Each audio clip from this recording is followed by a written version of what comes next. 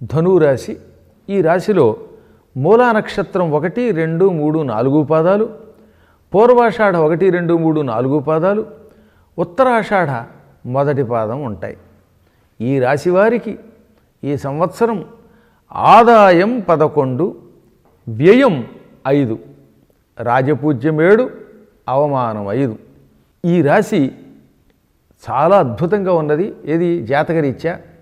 అందున పురుషుల కంటే స్త్రీలకి బాగా ఎక్కువగా శుభ ఫలితాలు కలుగుతాయి. ఈ రాశి వారికి ఆరోగ్యం బాగుంటుంది. కిందటి సంవత్సరం ఏమైనా ఒడిదుడుకులుంటే అవన్నీ తొలగిపోతాయి. ఏ నిరాశ వద్దు. ఎందుకంటే ఈ సంవత్సరం మీకు ధైర్యం కలుగుతుంది, విజయం లభిస్తుంది. సోదరులు ఉంటే వాళ్ళ సహకారం లేదా సోదరీమణుల సహకారం లభిస్తుంది. ధైర్యంగా ఉంటారు. అనుకున్న పనుల్లో విజయం లభిస్తుంది. ఆడవాళ్ళకైతే భర్తల వల్ల, మగవాళ్ళకైతే భార్యల వల్ల ఆనందం కలుగుతుంది. పెళ్లి కాని వారికి పెళ్ళవుతుంది ఈ సంవత్సరం.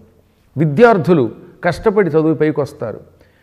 వైద్య రంగంలో ఉన్న వాళ్ళకి ఇంకా విజయాలు ఎక్కువ లభిస్తున్నాయి. ప్రభుత్వ ఉద్యోగులకి చాలా బాగున్నది. వృత్తుల్లో రాణిస్తారు. విశేషమైన ఆదరణ పొందుతారు. విదేశీ యోగం ఉంది. సంఘంలో గౌరవ ప్రతిష్టలు కలుగుతాయి. సంతానం కలగని వాళ్ళకి ఈ సంవత్సరం పుత్ర సంతాన యోగం ఉన్నది.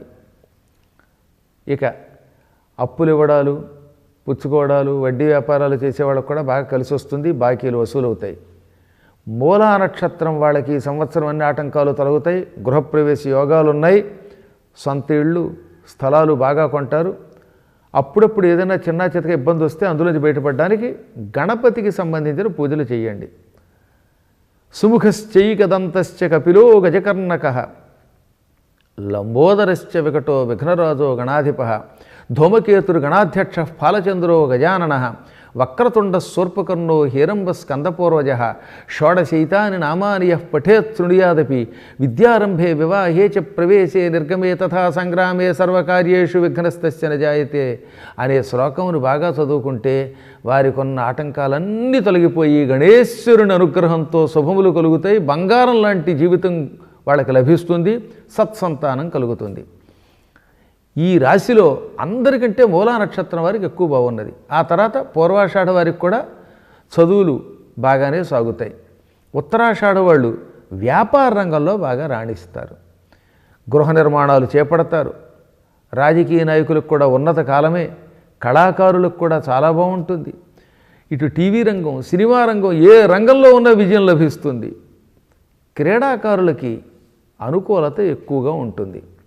ఈ ఇనుముతోటి, స్టీలు వాటితో వ్యాపారం చేసేవాళ్ళు, సిమెంటు, ఇసుక ఈ రంగంలో వ్యాపారం చేసేవారికి అంత ఎక్కువ అనుకూలత లేదు.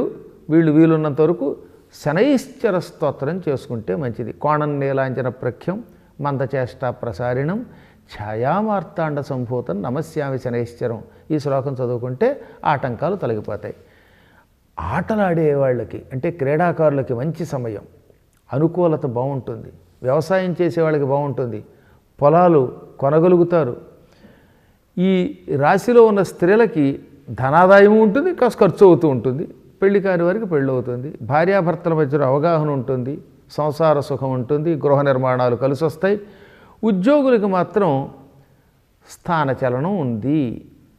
ఈ రాశి వారికి కిందటి సంవత్సరం కంటే చాలా బాగున్నది. అది మాత్రం దృష్టిలో పెట్టుకోండి. సాధ్యమైనంత వరకు నవగ్రహ ప్రదక్షిణ చేసుకుంటే కొంచెం వచ్చే అలజడులు, ఆటంకాలు తొలగిపోతాయి. ఈ రాశి వారికి అదృష్ట సంఖ్య 3.